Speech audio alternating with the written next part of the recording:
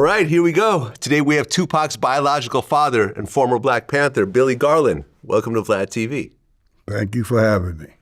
Been wanting to do this for a very, very long time. Right. Thank you so much for gracing us here. I give a little shout out to Delray Richardson and Art of Dialogue for putting us together. Absolutely. I don't do many of these, so. You do not. You do not. When they're contacting me to do you, I say, why not? Why not? Why not? Okay, so I want to start in the very beginning. So where did you grow up? That's similar to Tupac all over. My mother died when I was 6. Right. So I moved around maybe 5 different homes between 6 and 12. We're talking about Plainfield, Westfield, New Jersey, Somerville, New Jersey, North Hollywood, California, Pacoima. So I was always the new kid on the block. I was always moving around. Me and my brother. It was 6 of us, but when, in fact, my mother died, me and Brock were the only ones who got moved around a lot by circumstances. That's all they are, circumstances. Very similar to Tupac. Well, your mom died when you were 6. Right. Getting an illegal abortion. Illegal abortion. Okay. She had 6 kids already and she didn't want a 7th. No, she had 4. 4? 2 brothers and a sister and me. Okay. And when that April 21st day came, a family of 6 was reduced just to a family of 2 between me and my brother. Right. My father was a long-distance driver for United Van Lines. Mm-hmm. Good job back in the day. So he was in every state of the union, besides North Dakota, South Dakota, and Hawaii, and Alaska. But he was always gone. I wouldn't see him maybe every 2 weeks. Come back, rest up a day, then he goes back on the road.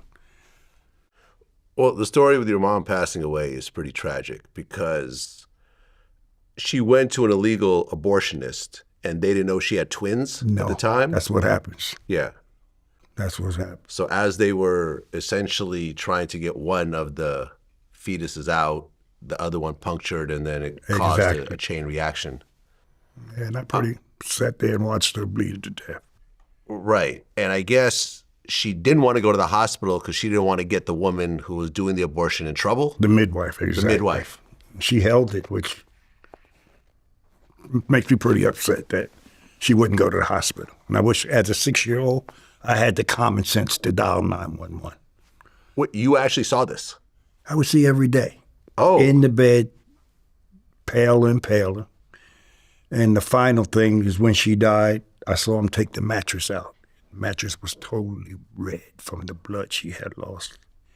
So you could blame the aunts and the grandmother for not making her go to the hospital, but I'm a 6-year-old. What do I know? Yeah. I mean, you fast forward to 2024, and Roe versus Wade is now illegal on a federal level. Right. On a state level, it is, legal in some places. In some places, it's not illegal. Exactly. So situations like what happened to your mother are happening all over the country. And will continue to happen. Yeah. We've already had a couple women, unfortunately, bleed out in parking lots in the emergency room because the doctors and emergency personnel refused to treat them. Yeah. They didn't want to lose their license. It's against the law. Texas, places like that. Yeah, man, it's horrible. I've always been pro-choice, and I've always been shocked when I heard that they're actually repealing this on a national level. It's crazy. Okay, so you don't have your mother, and your dad is not really around. So you're living with relatives pretty much? First, we started with the neighbor for a year. It was nice of her to take me and Brock in. My aunt, who lived in North Hollywood, California, took my younger brother and sister. So we pretty much didn't live together. It was just me and Brock. Okay, but at one point, you actually stabilize a little bit, and you go to high school, and you start getting good at basketball. Yeah, it was Somerville High, yeah. Right. One place I stayed the longest, 6 years, in terms of junior high and in the high school. Right. So you actually get good at basketball, and then you go to college. Yes. Which college? It was Somerset Community College. It was local. Okay. That's a story there, I can tell you. But the backdrop while you're in high school is fairly chaotic in America because in 1965, Malcolm X gets killed. Yes.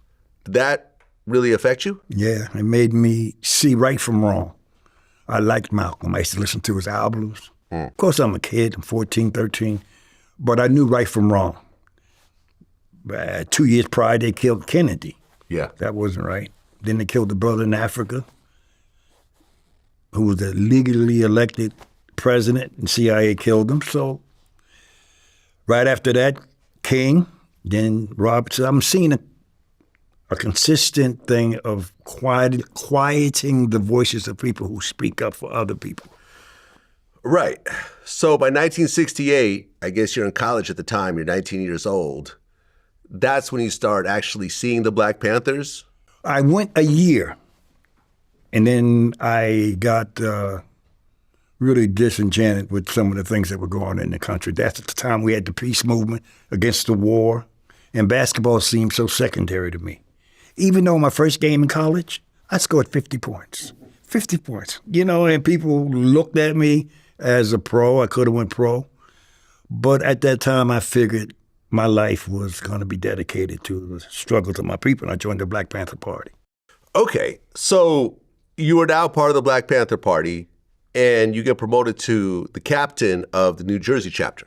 Not initially, later on down the line, yes. Later on down the line. Okay. And you said that while you were a Black Panther, you were doing a lot of different things, some legal, some not so legal. Yes. What was the legal stuff you were doing? Well, we would just distribution. We would give speeches. We would have health clinics. We would have health programs for the needy in the community. We fed thousands of children every morning who didn't have a well-balanced breakfast. We would go around to the businesses in the Black community and tell them that they had to donate. And they were very willing to do that. I don't know if it was the 5 members of the Black Panther Party standing behind me with leather jackets on, but they did what they had to do.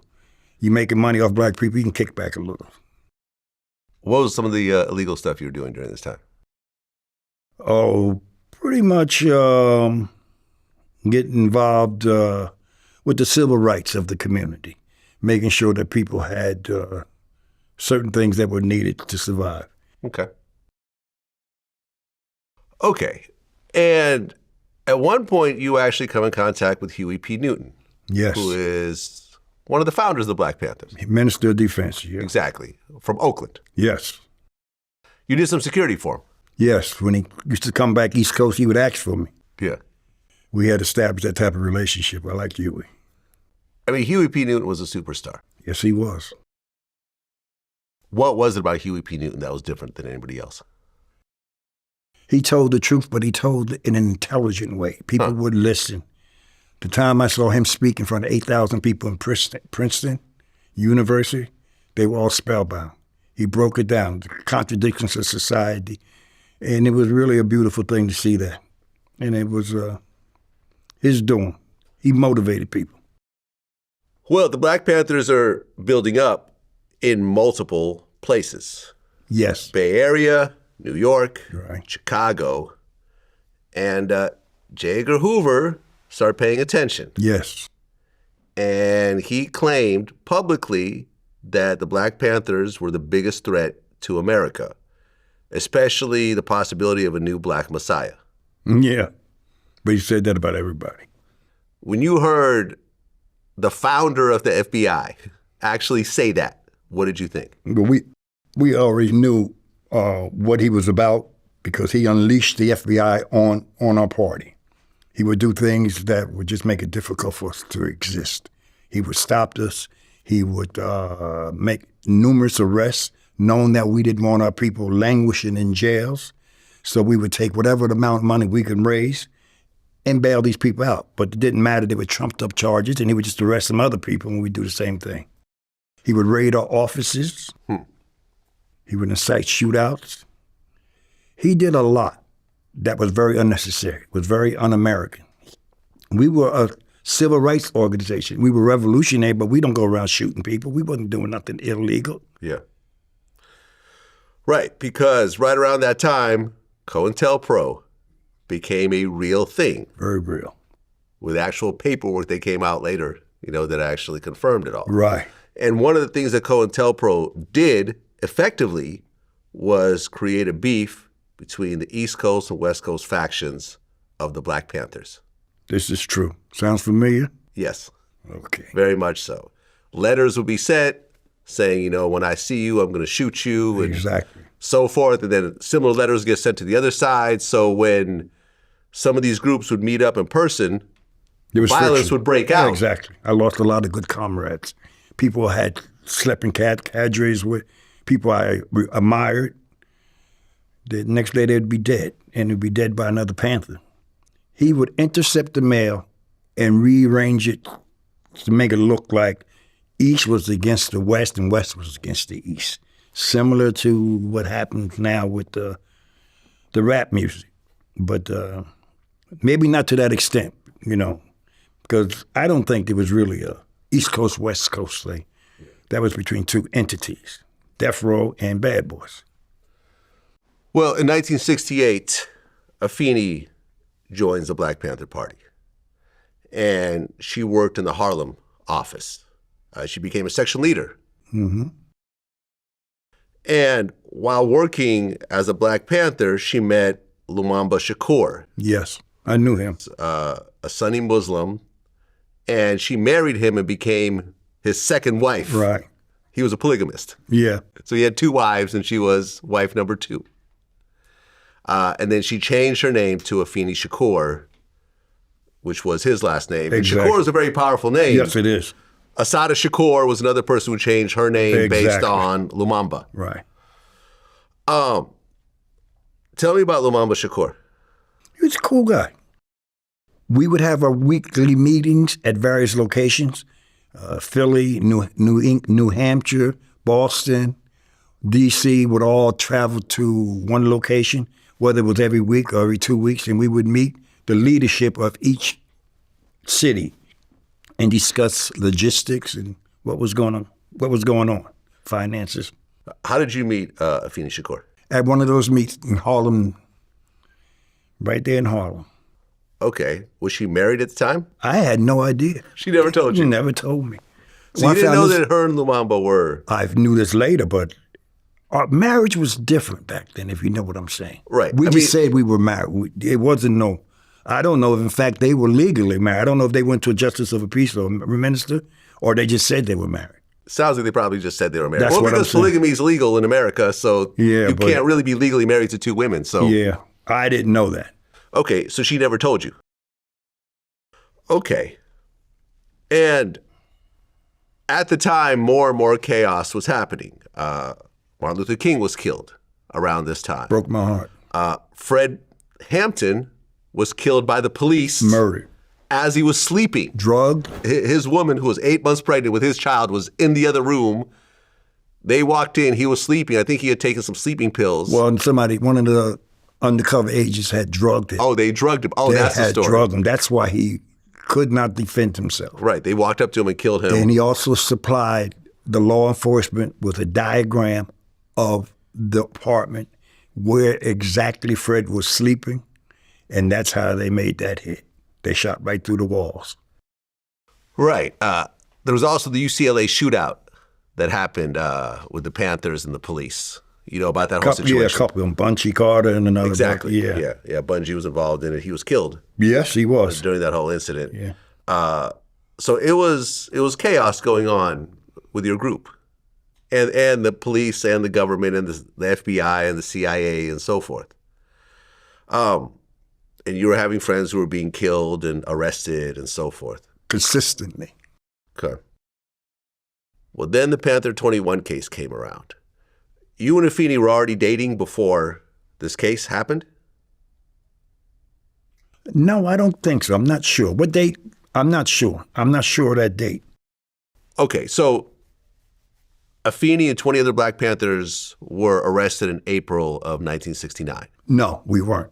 Okay, so you started dating her afterward. After Okay. that, yes. Got it. So this case is interesting.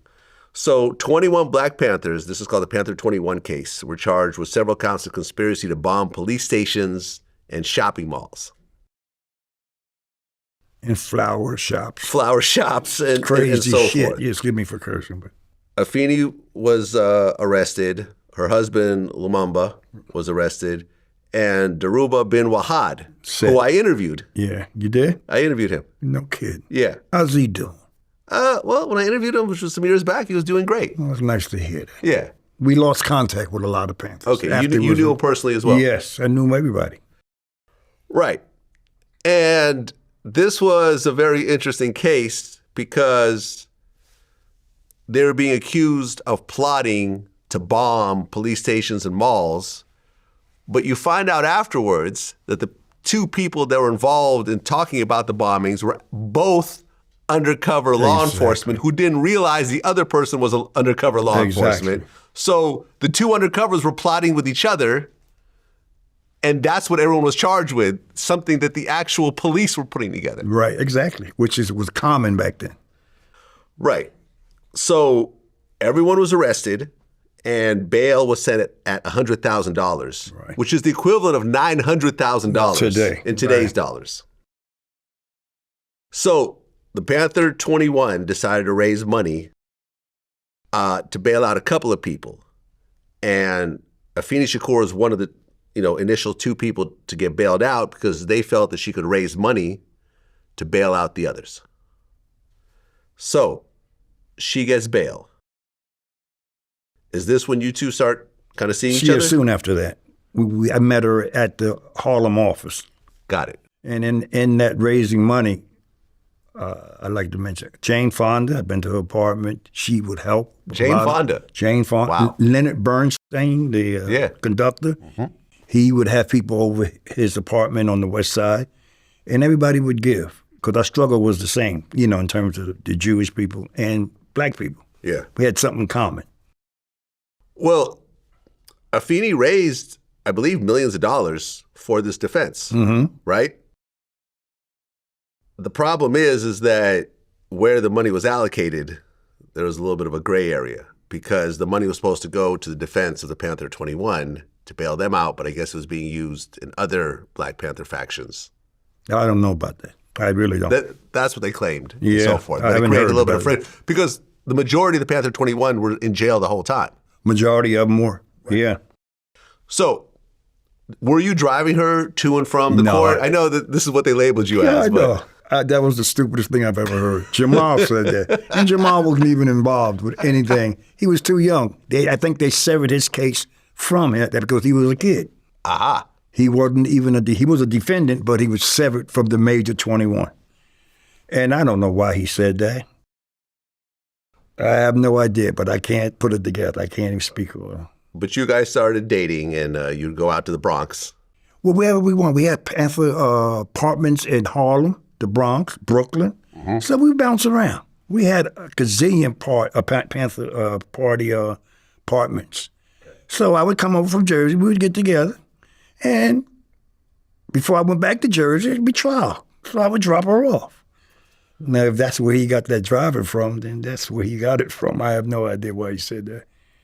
Well, you're dealing with her during this time, but she's thinking every morning that this might be my last day of freedom because if I get convicted, I'm facing life. Yes.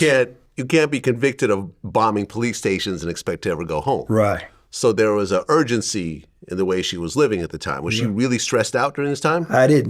We didn't feel that. Everybody had their own issues. We all had problems. Every time I got in the car in Jersey City, they had a squad of Jersey City police who would stop us. And they would just try to incite us to do something stupid. I had a couple of them put guns to my clicker. I guess they expected me to, I don't know what they expected, but if you're going to do whatever you're going to do to me, then do it. I'm not giving you the satisfaction of asking you for anything. So we all had those issues. With every branch of the party, everybody had issues with the police. The police thought it was their duty to harass and do stuff to us. Well, in February of 1970, the pre-trial started. The actual trial commenced in September of that year. So the charges that were brought against the Panther 21 was attempted murder, conspiracy to commit murder, conspiracy to bomb buildings, and other conspiracy charges. Afeni actually represented herself. Yes, she did. In trial. Yes, she did. Did you think at the time that was kind of crazy? No, but the case was so weak, if you know what I'm saying. It was a weak case. But still, she's not a lawyer. No, she's not. Right. And she didn't go to law school. I don't know if she even took any law classes. But I think she was getting advice from the lawyers that were right there. Right. She represented herself. She was interviewing key witnesses. She would argue in court. Well, she actually was cross-examining like the actual, police snitches on the stand and was getting them to actually, mess up and stumble over their own, Right. stories. It was a fairly impressive thing to pull off, once again, considering this is not a lawyer. But when you have the truth on your side, sometimes you can present that, and it becomes obvious to a lie. And they were lying. Well, right. One of the undercovers, Ralph White, she actually got him to admit under oath that he and 2 other agents had organized most of the unlawful activity. Right. Okay. So this trial lasted 8 months. Yes, approximately. It was the longest trial Yeah. at the time in New York State history.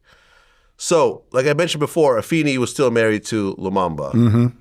You guys were sleeping together. Mm-hmm. At the same time, and Lumumba was still locked up while she was out. At the same time, Afeni was sleeping with a guy named Kenneth Legs Saunders. Possibility, I think so. Yeah, but we didn't have any. Did you know Legs at all? No, I didn't know. No idea. So Legs was part of Nicky Barnes' crew. Mm-hmm. He was, drug dealer, hustler, Right. in and out of jail. At one point, he went to prison in the mid-'80s and ended up passing away. Afeni gets pregnant, and she's sleeping with you, Legs, and possibly Someone Lumumba else, right. around the same time. Right.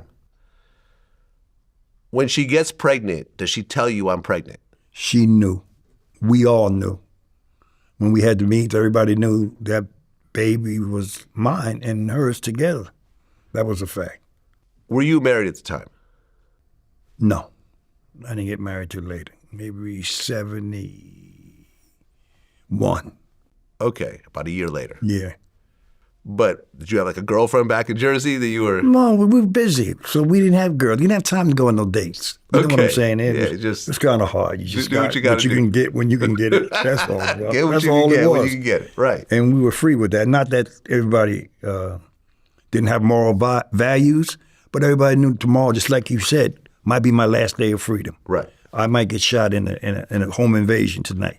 So when you saw somebody on your level and they decided that they wanted to sleep with you, just did that. Well, she tells you that she's pregnant. Yes. Did you have kids at the time? Yeah, I think I had one, Landon, my oldest son. Okay. He was born 1970. Okay, so you have like a newborn baby. Yes. At the time. Yes. But now you have another child on the way with On the way. another woman. No, the same woman. Well, no. Afeni, I mean. Oh, yeah, okay. But here's the trick, too. I had another child also coming with the mother, my first wife, Carol. Okay. Landon's mother. So there was 3 kids right around in the same year? Let's say it this way. Malik was born May 25th, 1971. Tupac was born June 16th, 1971. What can I tell you, brother? Shit happens. What do they call it? Irish twins. It just happens. It just happens. Things happen. What are you going to do? Okay, but Afeni tells you, I'm pregnant. Right. Was there any conversation of, okay, we're going to be a couple, we're going to get married? Never. None of that? Never. We never even thought of that. We called each other kind of like husband and wife, but if you went with someone and if you had a baby with them, that title just went with that. You have to... Okay, she's pregnant, but the trial is Still going. going. Yeah. So she's in court with Tupac in her stomach. And then stomach. And the trial is still going on. After 8 months, on June 16th, 1971, the entire Panther 21 were acquitted. Yes. When you heard the news that everyone was acquitted, and you had, I mean, not just Afeni, you had multiple friends that were part of the Right. Panther 21. Right. How did you feel when you heard the news? Were you surprised? I was surprised that truth prevailed. Sometimes truth doesn't always prevail, Vlad. You know, even though you're innocent, doesn't necessarily mean you're going to get off the charges. But this time it did. And it was a waste of money. But look how much money they drained from my car. Look how much money they took from the Panthers funds for the lawyers, for the bail. They knew what they were doing. It was trumped up charges. Right, but you know how this goes sometimes. You could have trumped up charges. I'm sure you have a lot of friends in prison right now with trumped up charges. No doubt about it. That was the worrying part, that in fact they could go to jail. Exactly. Yeah. Afeni gets out, and she gives birth. Here's the interesting part.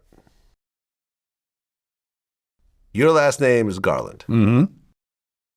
Afeni's real last name is Williams. Mm-hmm. Lumumba's real name is Anthony Costin. Mm-hmm. Tupac's original name when he was born was Lassane Parish Crooks. Cool. Believe me, we had issue with that name. So you were aware that this was his name? Yes, and did not like it at all. I have no idea why, reason she would do that. Right, and also Kenneth Legg's last name is Saunders. Once again, a name that doesn't match with anyone that she was dealing with at the time. Yeah. Any idea why she would name Tupac Lassane Parish Crooks? I have no idea. I can't even begin to understand that. When you asked her, what did she say? Something about family, I don't know. I can't remember, bro. I just told her I didn't like it. Were you listed on the birth certificate? No. Nor after Tupac died, that little spot where they said, the mother, Afeni Shakur, father, deceased. Okay. That's when we fell out, pretty much. Oh, when you found out that you were listed as dead. Dead. On Tupac's birth certificate. And I'm thinking that it was all on me, which was 15 years of not seeing your son is a lot on you, one way or the other. But back then we didn't have computers, we didn't have the things you use today to locate people. She moved around, I moved around. It was just different, bro. It was just different. Okay. She has the baby. Lumumba is out of prison along with the other Panther 21. They get divorced, or whatever that means. Whatever it means. Whatever that means, after he found out that the baby wasn't his. See, I didn't know that. See, that show told you how strong we was going. You know, everybody thought me and her were like a couple. Yeah. Every Panther officer in the East Coast thought that. Right. Well, Pac's original name was, Lassane Parish Crooks, but later on, he was renamed to Tupac Shakur. Tupac Amora Shakur. Amora Shakur, right. Exactly. So she takes the name of her husband at the time, even though it's not his baby. Right, exactly. This is really a hot mess. Yes, I think so too, bro. This is really, and it gets more complicated as the story goes on, and I'll get into this. Okay, so according to you, when Pac was about 3 years old, you guys did spend time together. Oh, yeah, he would come over to Jersey City and stay with his brothers and sisters. I was married at the time. And he would stay weeks, and we would have a good time. Then I would take him back to the Bronx. And then we might repeat that 1 or 2 times more, but then things happen. Things happen. We just weren't getting along. I don't know if she wanted more from me that I didn't have to offer. I'm not sure. But we all just got through with the party. We were all adrift. We didn't have regular jobs. We didn't think we could get regular jobs. None of us thought we would live long as my son lived, 25. I know I didn't. So we had no reflection to the future. We never thought we would get this far. So things were difficult. You know what I mean? What was 3-year-old Tupac like? Like the rest of the kids, always smiling. Yeah. I mean, did you notice he kind of looked like you at that point? Yes, he always did look like me. Even when we were separating, I was trying to get back with him.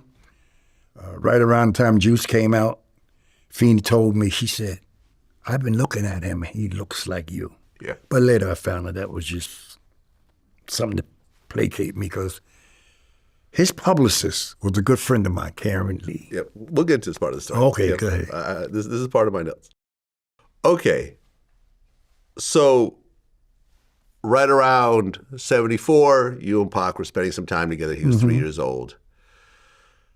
The next year, 1975, Afeni ended up marrying Mutulu Shakur, who is the brother of her ex-husband, Lumumba. Now, he was the adopted brother. They're not biologically, but still, that's his brother. Right. So you cheat on your husband and then marry your ex-husband's brother. Like I said, the story gets more and more I don't want to complicated. disparage her love life because things happen that way. I just Things don't happen. understand the names and stuff, but when things happen, they happen. Right. And Mutulu had a son at the time, Mopreme. Mopreme. And after they got married, Afeni had a daughter, Set. which is Tupac's sister. Yes, half-sister. And you said you actually respect Mutulu for helping to raise your son during this no time. doubt. I met him. We talked. He was a revolutionary. He just dealt with it differently, if you know what I'm saying. But he was a down brother. He was sick in prison. That's why they released him, because they knew he was going to die. Okay. Did you actually visit Mutulu and Afeni during this time? Yeah, I would go up to the Bronx. That's where they stayed. Aha. A couple blocks of Yankee Stadium. Okay, because you said when, later on when you would visit Pac in prison in 95, you said you hadn't seen him in 15 years, which means that you saw him around 1980? He was around 9 years old at the time? No, I didn't see him when he was 9. Maybe I got that number wrong. Okay. Like, how old was Tupac the last time you saw him before he was an adult? I would say 5 or 6. 5 or 6. Yeah. Okay, so that's why he didn't really remember you like that. Yeah. Okay, because a 99-year-old will remember you, yeah. So some people say you only saw him the first time is when he got shot. No, I saw him earlier. Got it. But I can't remember my childhood. I don't remember shit. Okay. So, Afeni's married to Mutulu. They're, helping to raise your son along with their other kids. But then in 1981, Mutulu Shakur, they say he was a ringleader with members of the Black Liberation Army. They ended up trying to rob a Brinks truck for $1.6 million in cash. One of the robbers ended up killing one of the guards. And then afterwards, they killed 2 police officers in New York. In the escape, yeah. During the escape. So by 1982, Mutulu, along with the other members, were indicted on RICO charges. And Mutulu becomes one of the FBI's 10 most wanted fugitives. All right. What are you thinking when you're seeing this unfold? Drama was always present in my life, so I just figured another aspect of that. I didn't think about it one way or the other. I was worried about his well-being, them breaking in the house, maybe mistakenly shooting him or her or anyone else who was innocent. But I think he distanced himself from that environment. He was on the lam someplace else. Let's just say that. Well, right. Mutulu ends up going on the run for 5 years. Yes. He ends up getting captured. But a couple of days before Mutulu gets captured, Lumumba ends up getting killed in Louisiana. Was it Louisiana? Yes. I didn't know that. That was the turnpike. Right. Mutulu felt that his brother was killed by a police informant who learned about Mutulu's whereabouts and tried to kill 2 birds with 1 stone. That's what Mutulu said. I didn't know that. We don't know. Yeah. It was a I thought he was on murder. the turnpike with the other, Eyez Shakur. I thought that's where he got killed. I might be mistaken. Yeah. The whole thing was a disaster. Yeah. Asada was on the run and so forth, and she ended up going to Cuba eventually. Right. She's still there. Yeah, she's still there. Yeah. Right. They'll never let her come back. Now, during this time, Afeni's married to Mutulu, and Tupac is aware that Mutulu is not his father. I don't think so. Right. But according to a lot of things that I read and people I've talked to, Afeni told Tupac that Legs was his real father. Exactly. Because it fit a interesting narrative. Your dad's a gangster. You come from a gangster family, that type of thing. Were you aware that this was happening? No, I had no idea that anybody of her caliber and someone that I respected that much would not tell a son who her true father was, who his true father was. Right, because right around this time, Legs ends up going to prison. Yeah, exactly. He dies in prison. Yeah. So well, I don't know what Pac potentially is thinking, this is my dad and my dad's dead, and he wasn't really around that much anyways. No, he wasn't. Pac was confused. He didn't know who his father was, and I thought it was her duty to tell him. Right. By 87, Mutulu gets convicted and gets 60 years, which was upheld on appeal. Now, Afeni was having problems with drugs. Was she taking drugs when you guys knew each other? No. Everybody sniff a little blow now and then. I ain't gonna lie to you. Okay. You know. But the drug use ended up getting worse. No, she was doing that crack. She was on crack. Crack. Not even freebase, crack. That Right. cheap shit, let's be honest. Okay. We all have issues and problems, but that really broke Tupac's heart. That hurt him. You yourself, did you struggle with drugs? I did some drugs, but I was no, it wasn't that. You never went to rehab or anything No, else like hell that? no. Okay, A little so some just sniffing and shit. recreational. I did some things to survive. Right. So Mutulu's in prison doing 60 years. Pac doesn't know who his real father is. By 1989, Huey P. Newton ends up getting killed. Yep. What drug deal? He gets killed by a drug dealer who's also part of the Black Guerrilla family. And they were saying that for 20 years, there was beef between the Black Guerrilla family and the Black Panthers. I didn't see it, be honest with you. Okay, but you heard about this. Yeah, but I didn't see that. We had our issues with the cultural nationalists, the ones who were with the dashiki and wanted to go back to Africa, had a different, separate agenda for black people. We didn't really have problems with them, Okay. as far as I remember. Right, but it just shows the overall chaos that's happening with the Black chaos. Panthers. It was Like, crazy. the leaders are all getting killed. It was all manufactured and induced by federal agencies. They wanted this. So you and Tupac end up losing touch. Yes. Tupac starts his music career. He ends up signing with Digital Underground, and in 1991, he shows up in a music video for Same Song. Yep. Nice song. I like that one. Did you ever recognize Tupac from that song no at that doubt. point? Yeah, no doubt. That was it. So you saw because Same Song came out before Juice. Yes, but So- no, I think it was very close to. Okay, it was close to the same time. Yeah. Okay. I remember first time I seen him again after all those years was in the movie Juice. So I think it had to be a little later. You might be right. It was a very similar close, time. You're yeah. right. I think it all happened in the same year. Right. So the movie Juice gets released. Tupac has a starring role. He He's wasn't supposed to get on the it. poster. He looks just like you. You think so? I think so. Yeah, he wasn't supposed to get that role either. I think it was Tresh supposed to get it. Tretch, yeah. But he didn't- He just went with Tretch, and then Right. he just tried out. And they Tried out, and he told got him it. already he got Well, it. because he had a background in theater Right, that's true. and Down in acting. Baltimore, that's true. He had been training for this kind of thing. Exactly. So Tretch was just a rapper and a street guy. He didn't know Yeah. what to do. Whereas Pac was like, okay, I've been training for this. He wanted He ends that. up getting the big role. He starred in that too. He only got he was- $10,000. He was a star. That movie made over $200 million. He only got $10,000. When you went to go see the movie, and you hadn't seen Pac in like a decade at that point, A decade and some change. and some change, what did you think? It's hard to explain that, bro. 'Cause you cried. Like a baby boy. Just tears, not that boo-hoo shit, just tears coming down my eyes, that's all. Because I had a chance to see that he had survived, and he had made it. That's when I tried to contact the people so I can get with him. Afeni told me that Pac's not ready to see you. I accepted that. Maybe that's my mistake, and I shouldn't have. But I accepted that because I respected her so much. Right. Well, you were talking through the publicist, who Exactly. you actually knew. For years, Jersey said she was going with my best friend. Right. And the publicist would tell you, well, I spoke to Afeni and Pac isn't ready yet. Feeney had pretty much a lot of those people in her pockets. She would dictate and let people know.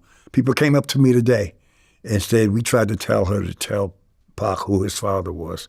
I find that a little weak at this particular time because you know what I'm saying? Yeah. But after Juice came out, Pac started to take off. Because the first album he came out with, well, it had like Brenda's Got a Baby Yeah. and Keep Your Head Up. And it was, these were solid songs, but they were more underground hits. Yes. And then the next album came out, and I Get Around is his first legitimate hit song. Commercially, yeah. Commercially, Yeah. exactly. And he's starting to really take off. Yes, he did. Doing features, Yes, he did. and he's becoming one of the hot rappers. Yes, he was, yeah. And you're watching all this unfold. Yes. But you can't actually reach out and congratulate him or anything. Not a damn thing. Well, October 31st, 1993, Tupac and some of the outlaws are in Atlanta. They see two white guys harassing a black kid. Pac jumps out of his car. He has his gun on him. Well, the gun was in the back, in the trunk. Back. He asked somebody to go get it. He went to go get his gun.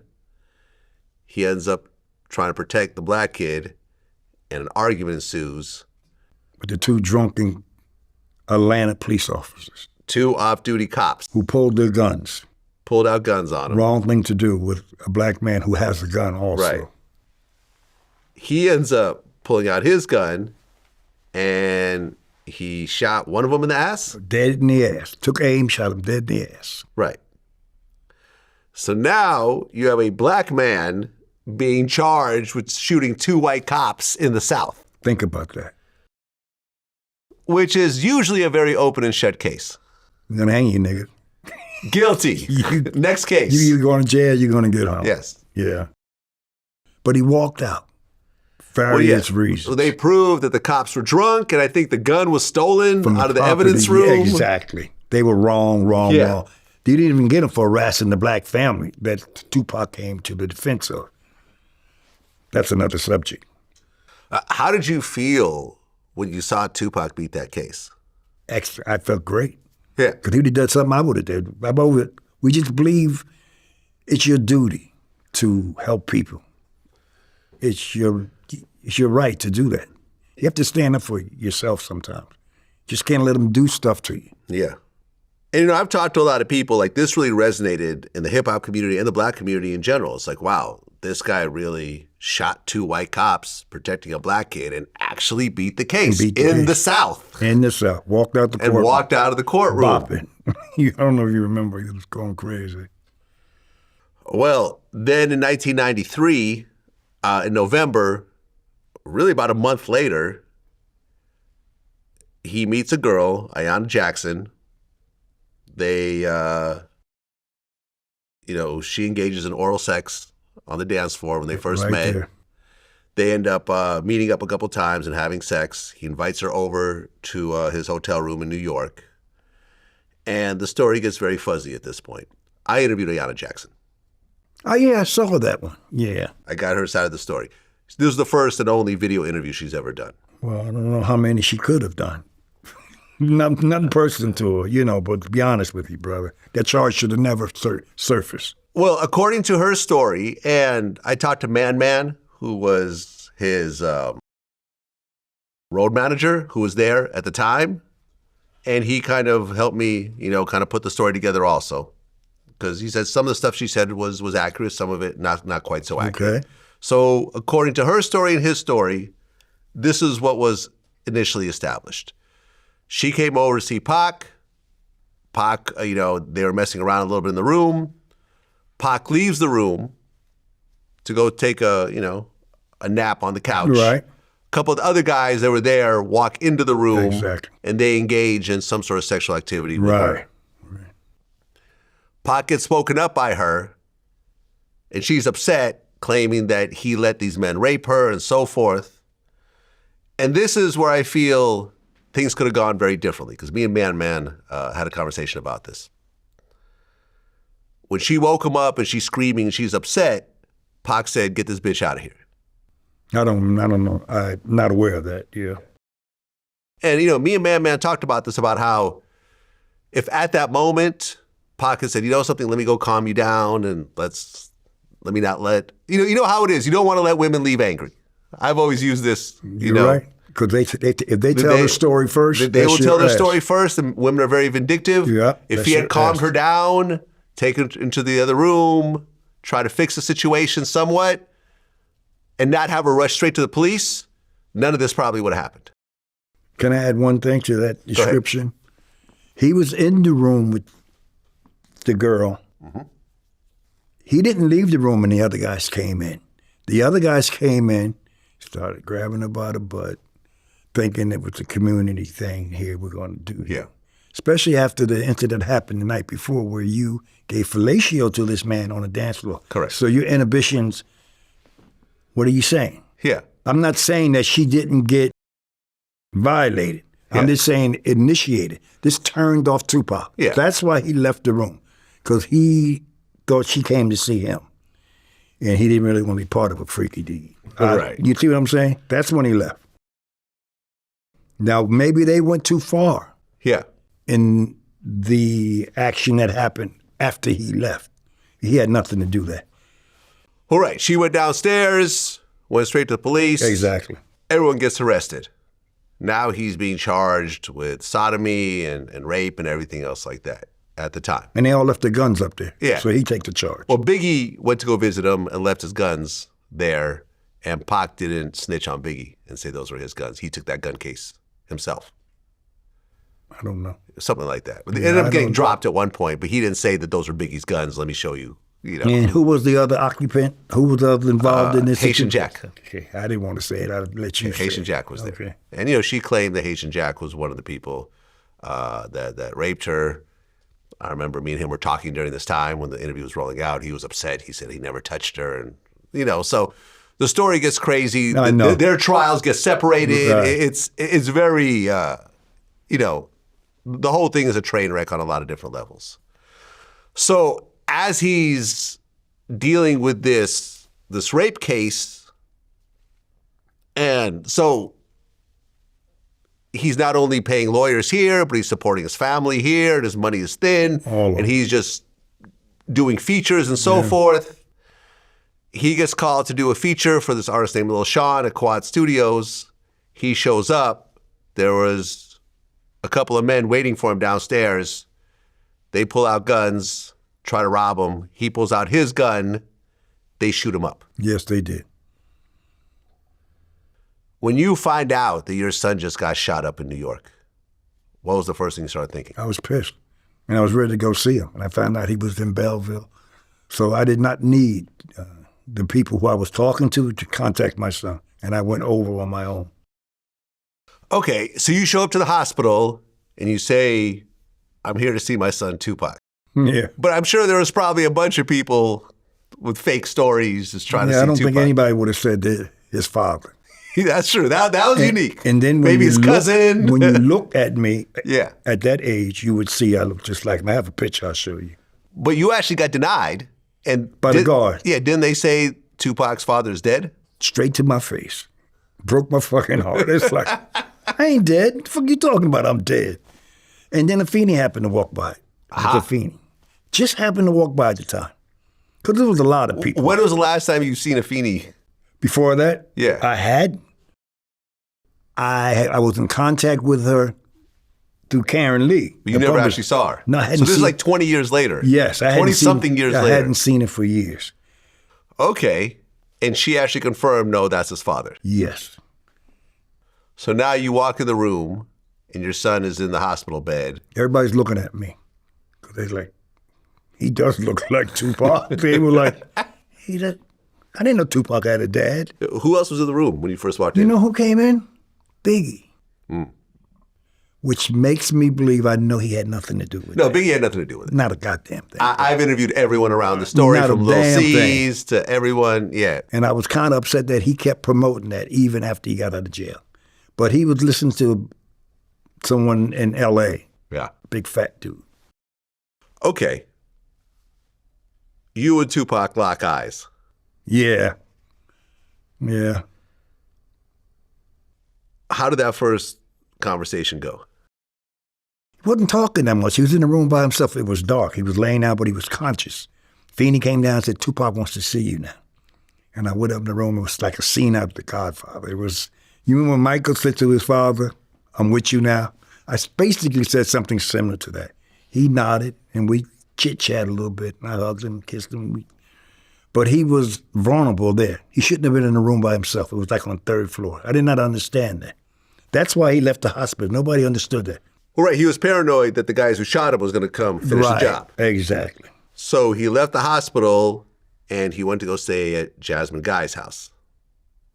I don't know if it was her house immediately. It was somebody else. It was an elevator. I was going to see him. Damn, the elevator got stuck with about 20 people on. And then when I got to the door, she said that he didn't want to see me now. Found out that he didn't say that when we talked in prison. That was the Afeni's doing. Okay. He eventually ended up at Jasmine Guy's house, though. Yes, he did. And he sent for you to come see him. Yes, yeah, I did.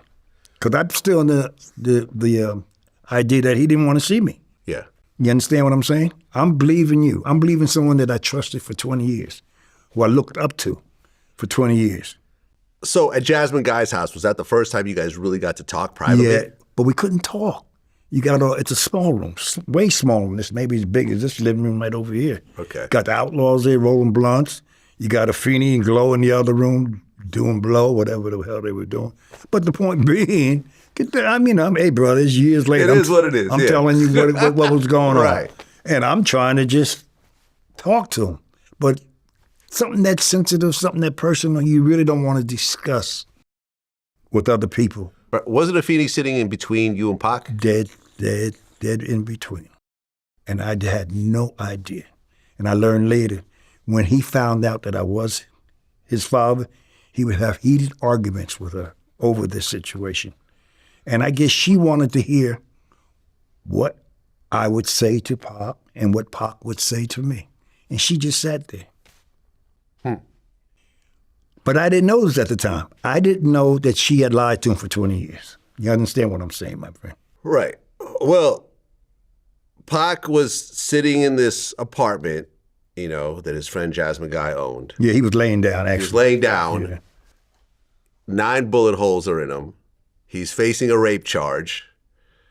And according to Jasmine, at one point, he took a black marker, wrote "fuck the world" on his forehead, and grabbed 2 guns and basically was preparing to commit suicide. I don't know nothing about that. I never heard that before. I've talked to some people around the situation. I never heard that. They said he basically said, send Matulu a note that said they only got one of us. Meaning they captured you, but they're not going to get me because I'm going to kill myself. No, I never heard that. I don't think that would have been his nature. I don't know where that came from. I have no idea, bro. I'm not saying you got it wrong. I'm just saying I didn't see or feel that. He was happy. Right. We were just, he was happy. He was in a good mood, even though he had sentencing coming up in a couple of days. He's still in a good mood. Well, Pac ends up getting convicted on December 1st, 1994. Bullshit charges. And 3 counts, well, he was acquitted of 3 counts of sodomy and the gun charges, but he was convicted of 2 counts of first-degree sexual abuse for forcibly touching a woman's buttocks. Think about that, I'm sorry. Arrest the president of the United States. For grab-assing, basically. Yeah, come on, You're in prison for grab-assing. For grab-assing. Okay. That's the misdemeanor. But I understand he would have walked on all charges, except for one lady who happened just to want to get him. It's a documentary on it. This one lady would not wave off on that. And all the juries spoke on it, and her. So they thought they were picking the lesser of charges, thinking that the judge would not give him time. That's why he got convicted for the groping. Who goes to jail for groping? So they figured, okay, we'll give him that. He's a loudmouth rapper, whatever, let's give him that. Well, as Pac is going to prison, his album, Me Against the World, is coming out. Blows up. Ends up going number 1. Blows up. And the single is Dear Mama. Yeah, beautiful song. And in the verse, he said, now, ain't nobody tell us it was fair. No love for my daddy because the coward wasn't there. Right. He passed away and I didn't cry. Which kind of makes me infer he's talking about legs, not you. I had to be. Because I was alive like hell. I was there. I knew he wasn't talking about me. Because my anger wouldn't let me feel for a stranger. They say I'm wrong and I'm heartless, but all along I was looking for a father. He was gone. Right, exactly. You had a problem with the whole coward thing. Not really. I didn't like it because I am his father. We're trying to get established back together. And for you to say that, kind of stung. But when he said the part, my father passed away, I knew he wasn't talking about me. Well, there's another song on the album called Papa's Song. Yeah. You know about That's this? That's a hard one too, yeah. And this one I feel goes even harder. He said, Daddy's home. So you say that like it means something to me. Right. You've been gone a mighty long motherfucking time for you to be coming home talking that daddy home shit. Right. We've been getting along just fine without you, me, my brother, and my mother. So if you don't mind, you can step the fuck off, Pops. Fuck you. Nice beat, too. Yeah. Did this one bother you? A little, but in reality, I learned later that some other people put other issues in his head about me. So, but this song, I feel like, I mean, Dear Mama was obviously the biggest song, but this song, I feel, really shows the hurt that he was going through without a father. No doubt. He said, had to play catch by myself, what a sorry sight. Hard song. A pitiful plight, so I pray, poor starry night. Please send me a pops before puberty, the things I wouldn't do to see a piece of family unity. Mom's always work, I barely see her. I'm starting to get worried without a pops. I'll grow to be her. It's a wonder they don't understand kids today, so when I pray I'll never grow to be that way, and I hope that he answers me. I heard God don't like ugly. Well, take a look at my family. A different father every weekend. Before we get to meet him, they break up before the week ends. I'm getting sick of all these friendships. As soon as we kick it, he done split and the whole shit ends quick. How can I be a man if there's no role model? I'm trying to save my soul. I stay cold drinking a 40 bottle. I'm so sorry. Yeah. Trust me, I know the words to the song. Yeah, that's a tough one. Yeah. That's a tough one to hear, especially as, you know, you're the father. Yeah, no and doubt. You're hearing your son suffering in his music. No doubt. But how many Talking about times men going in and out of your mother's life, playing catch by yourself, and basically saying fuck you to whoever his father is. Right. Which is you. Yeah, at the time, yeah. Okay. But this is right about the same time we were getting back together. Right. You have to understand that. We were just getting back together. Well, right. So I don't know what was being put in his head about that situation. Right. Well, the album was recorded before you met him. Yeah, exactly. And that's the point. That's the point. Because after that, there was none of that. So, Pac starts his prison sentence in Dannemora prison, which is a 4.5-hour trip for you. It's like damn near Canada. Last sign I saw was Montreal, 55 miles. And I made a left, Dannemora. So, Pac starts his prison sentence in Dannemora prison, which is a 4.5-hour trip for you. It's like damn near Canada. Last sign I saw was Montreal, 55 miles. And I made a left, Dannemora. So you make the trip to go see Pac in prison. And this is the first time you guys actually get to sit down by yourselves and talk, ever. It's me and him. For 6 hours. Yeah, I got a little late, about 5. Actually. 5 hours. Yeah, I got play Monopoly. I got a ticket. I was doing about 120 to get up to see my son. Karen called, same person. Said, Tupac wants you to come visit him.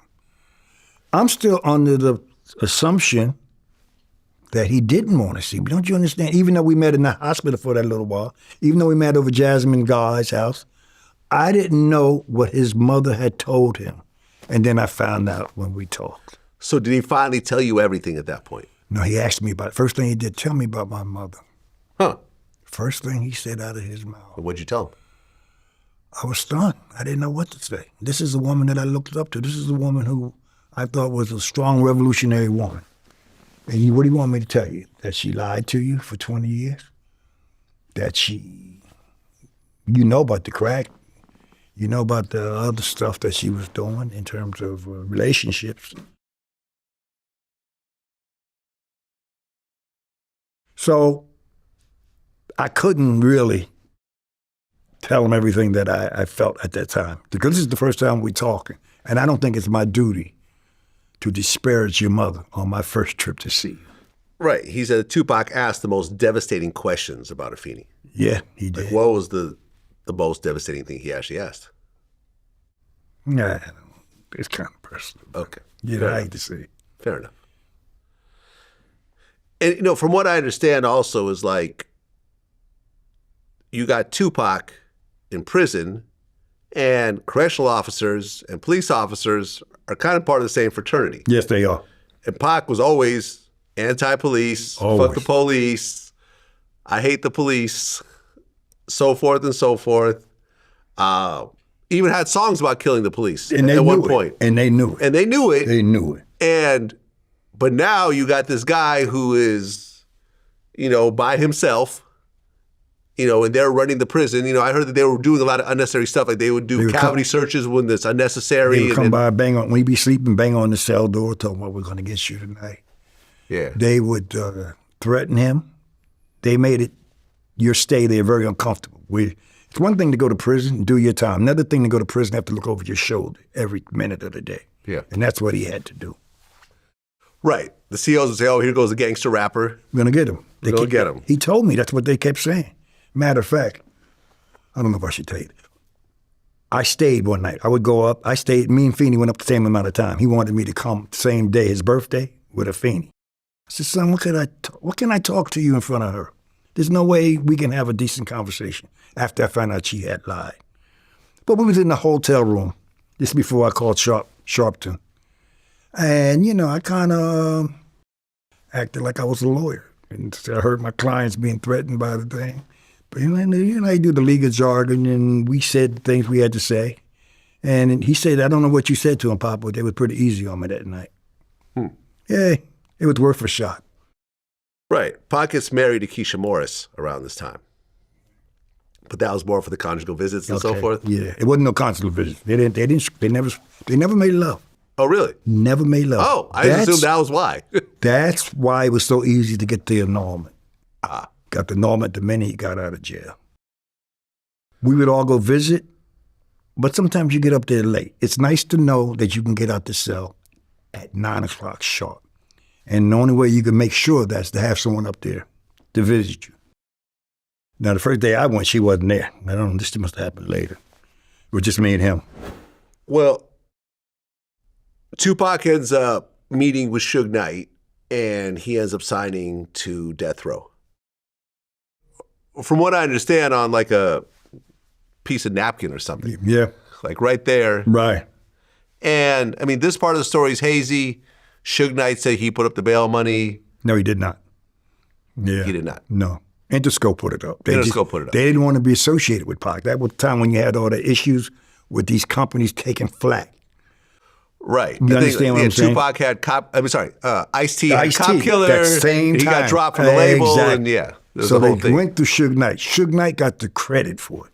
Then everybody says, why did you sign with Suge Knight? If you ever seen this prison, brother, if you ever really saw the people who work there, they look like they're from Alabama, Mississippi, I'm telling you. They stared at me long time. We have to sign. I got the book. I know every person who visited Tupac. I have the visitor book. And they got William Garland's father. But they looked at me like I was the enemy. Just coming to see my son. But it was quite an experience. I was glad when he got out of there. And if somebody is throwing you a rope to get out of prison, especially that prison, you wouldn't care who was attached to the other side. You grabbing that rope. Right. He signs the death row. He gets bailed out. And he comes out of prison. On appeal. Yes, which he should have, I thought, had prior. Yeah. Most people do for such a small charge. Why couldn't he have just stayed out on bail? Right. So now he's out on bail, and he hits the ground running. How long after he gets out of prison do you actually see him again? After he got out of prison? Yeah. I don't think we did meet. We didn't see each other. Oh, really? He got out in 95. He got killed in 96. Correct. So that whole year you didn't see him at all? No, we talked, but I didn't see him. Okay. Last time we talked, I was a little pissed. Not at him. I had been calling death row. Found out they wasn't giving him the message. Suge Knight had that control thing. That's the way he wanted it. So last time I talked, I kind of wasn't up to it, and I didn't give him a good conversation, if you know what I'm saying. Well, he gets out, and he goes on a warpath. Yeah. He's now part of Death Row. Death Row is like the world's most dangerous record label. You got Suge Knight at the top of it, and Suge Knight had already started a beef with Bad Boy at the Source Awards. Yeah. He dissed Puffy on stage. Yeah, it's just stupid. He said anyone who, any artist who don't want the executive producer dancing all in the video, come to Death Row. How dumb is that? In New York. Exactly. Surrounded by New York rappers and so forth. And that starts the whole friction between these two companies, and Pac comes out and he hits the ground running with the same beef, even though him and Biggie were actually cool. Very much cool. Before he went to prison. Suge Knight was pumping his head with that. Right. I remember I talked to the producer of Who Shot Ya, and he said that was recorded way before Yes, I heard that Pac too. even got shot. That's right, I heard that The song too. was not about Pac. But I'm sure that Diddy understood the timing of that song and He what released it, yeah. And they released it anyways, and it caused the worst possible situation. So Pac gets out, and now he starts dissing Biggie and Diddy and everyone else like that, and he puts out Hit 'Em Up. The first time you heard Hit 'Em Up, what did you think? I didn't like it. I don't think you should advertise if you're sleeping with somebody's wife. I just think you shouldn't do that. And I know why he did it, but it doesn't justify it. I heard it actually happened. Oh, I know it did happen. Ain't no actually. You guys talked about it? Yeah, yeah, they did do it. Right. Listen, I know somebody. Women like fucking Tupac. Right. He wasn't an unattractive guy. He was very charismatic. He didn't have problems getting women. He was a cool guy. Right. They were drawn to him. Right. I know somebody who Pac called in the other room. He said, "Hey, I know. Faith is in the other room. Yeah, I just had sex with her." Yeah. Like, it Bragging actually about happened. right. I interviewed her and she denied it. She said that he tried to have sex with her and she ran out or something, but Right. it actually happened. It happened. And, the song starts off, "That's why I fucked your bitch, you fat motherfucker." It was a hardcore. I would say it lowered the bar in diss records. I wouldn't think say it so, raised too. the bar, it lowered the bar. It became, it wasn't about who's the better rapper, who's got more money or whatever. Now it's, how can I make it dirty? How could I make it personal? Which you see to this day has gotten even worse. With the Kendrick and Drake thing, talking about you're a pedophile and that daughter's not really yours and you beat your wife and so forth. I don't even listen to it, bro. Yeah. Rap today is... Okay. So that song comes out and, it becomes a huge song. And I mean, his first single was California Love, which was a #1 hit. That was big. All Eyes on Me, double album, #1 album. I believe it goes diamond after, a certain amount of time. He wrote all that within less than a month. That's how fast. Great album. That's how fast he was writing. My favorite Tupac album, with Machiavelli being #2. But an absolute brilliant album. All Eyes on Me, yeah. And he's on fire at this point. And the media isn't helping either. I remember I interviewed Tretch. He blamed the East Coast, West Coast beef on that Vibe cover. Yes, of course. Because you have Biggie and Diddy on the cover, and it said East versus West. That was the first time it was coined that way. Before then, it was, Death Row versus Bad Boy. It was Suge versus Diddy. It was Pac versus Biggie. It was, Yeah. whoever's in the crew, fuck you too. But it was right. never an entire coast of people until Vibe said, that's what this is. But it really wasn't a coastal thing. It was just two companies. It was Death Row That's it. and Bad Boys. 2 millionaire CEOs promoting this. And sales of the records went off the chart. Yeah. Everybody was buying it. But that's what they wanted. The media fabricated that stuff. Well, I spoke to someone that was close to Pac, and he said at one point, Afeni pulled him aside and said, this East Coast, West Coast beef is just like COINTELPRO. It is. And what was happening with the East Coast and West Coast Black Panthers. It's the exact same thing, and it's having the same effect. And that's when Pac realized what was happening on a macro level. That's when he reached out to speak to Nas, and he started, the whole One Nation project that never, was finished. And he was making plans to try to, fix things with Biggie. If it was fixable. If he'd have left Death Row, that's what would have happened. Unfortunately, he was in that environment, and he thought he had to participate in this type of nonsense to please these guys. We're talking about somebody who's associated with gangs. Pac, you ain't associated with no gang. You speaking for the people. Your words touch the souls of people all over the world. Well, the beef between Bad Boy and Death Row was heating up. There was a rumor that Diddy had put a bounty on Death Row Chains. At one point, one of the guys from Death Row got jumped by a bunch of Southside Compton Crips. They try to take his chain. They may not have taken it. I mean, this story's a little bit fuzzy. And there was a lot of friction between Southside Crips, Mob Piru, because, and this part's a little hazy, because I remember I interviewed Keffe D. Diddy didn't necessarily put a bunch of Southside Crips on payroll, but if they had a show in L.A., he would give them each like 100 tickets. Yeah, well, so they would all the, show up, so it looked the, like the Southside Crips were like doing security for Bad Boy, but they weren't exactly doing it, but he was associating himself and playing street politics. Yeah, well, he was giving them 1,000. They'd all come out. They just got out of jail, half of them. Yeah. And you want to hang around stars and rappers, and I give you $1,000. Watch my back. Right. There you go. So, September 7th, 1996, Pac, Suge, and a bunch of the death row guys were in Las Vegas watching the Tyson fight. Tyson and Pac were actually very close friends. Yes, very close. In fact, I remember when I interviewed Mike Tyson, he said to this day he feels bad because he kind of was pressuring Pac to come out because Pac had written a song that Mike was coming out to, and he was kind of like, he wanted to see him, so he kept like, hey, come out, come out, come out. And he said he still feels bad. He felt like if he wasn't as pushy, Pac may not have come and he'd still be alive. But of course, you know. Yeah, I hear you. It's not like it was his fault on any level. No, it wasn't. No. I felt a little guilty about him coming to the fight, me pressuring him for, hey, bring the tape, don't forget the tape, you know. And I was going to go out with him that night. I promised to go to 662 with him that night. But I had just had a little baby, and her mother was provoking me to stay home, so I stayed with the baby, and then someone called me that night and told me that happened. And this is just what we do. You know, I come to my senses, I come to my objectivity, and I know who I am. I know what my element's about. In my world, this is what happens in my world. This is what happens in my world. That was part of my world. My world, this happens. But just because it was Tupac and I was attached to it, it was different.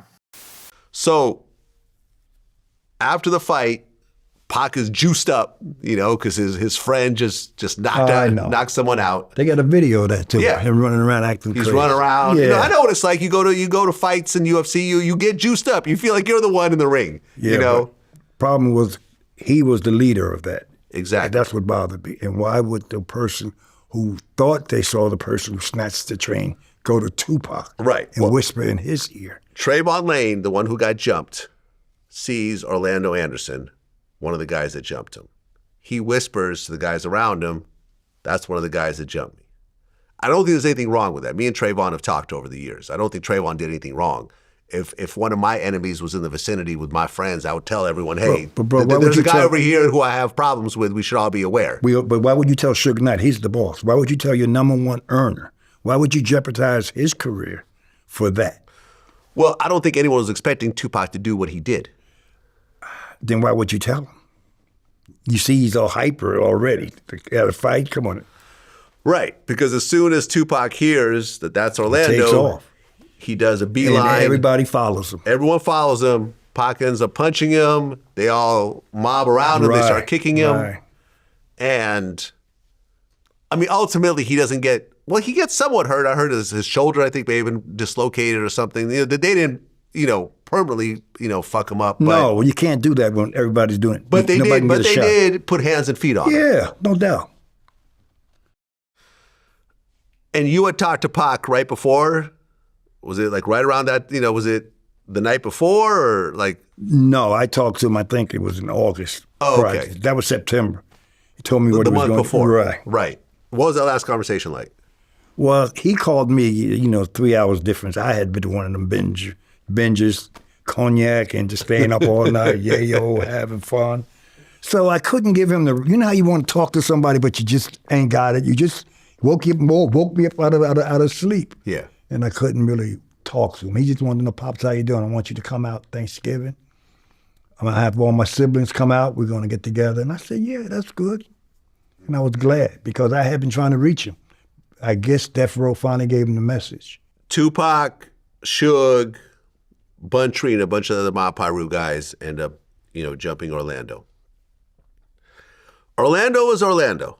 There's been lots of stories, but everyone that I knew that I know that personally knew him, as you know, not only his friends like BG Knockout, but also like the Compton police guys were like, listen, this guy was a gangster. He was being investigated for multiple murders. You know, he was a Southside Crip that was actively still putting in work. And when you jump a guy like this, there are repercussions to this. So Pac ends up going back to his room with Kadada. He was out there with Kadada Jones, Quincy's daughter. And he ends up going with Suge to the club, and he leaves Kadada. He didn't want to go either. He didn't want to go. He didn't want to go. And he didn't want to ride with Suge. Right, but he was wearing bulletproof vests at the time, but he didn't wear one that night. It was too hot. Yeah. Oh, it was too hot? Too hot. That's why he took it off. Okay. Kadada told him to leave it on, wear something else, but he didn't want to. He jumps in Suge's BMW, and they head towards Club 662, which is where the after party is.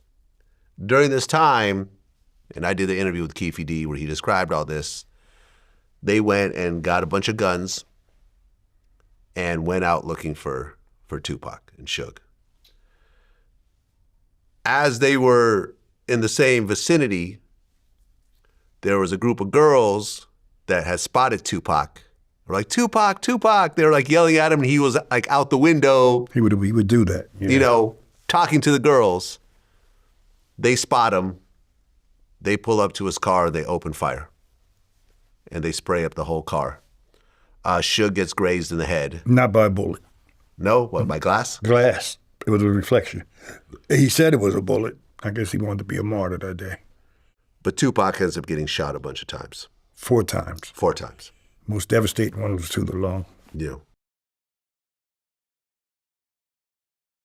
They ended up taking Tupac to the hospital. How long after the shooting did you actually get the news? That night, about an hour or two, somebody called me. I can't remember who. And I booked the first flight the next day from Newark to Vegas. After Tupac gets shot and the car leaves, the first responder is a guy named Chris Carroll. I heard about him. He was on a bicycle. Yeah. And he shows up. He doesn't know who Tupac is or anyone else, doesn't know who Suge is, and it's a chaotic scene.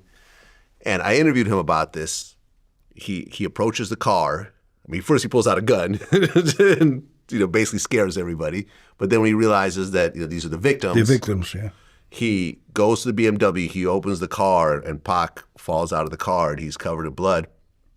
And Chris Carroll attempts to get a death confession from Tupac. So he says, yeah. So he says. Yeah. Or basically, he's asking Tupac, who did this to you? Who was the shooter? And, you know, Pac is obviously very disoriented because he had just gotten shot. But Chris describes how at one point Pac looks at him and realizes that he's a police officer, and he says, fuck you. I looked at him once again. I said, what happened? Who did this? Who shot you? And now he's looking at me, so we're looking at each other in the eyes. And this is kind of the first time he's even acknowledging my presence.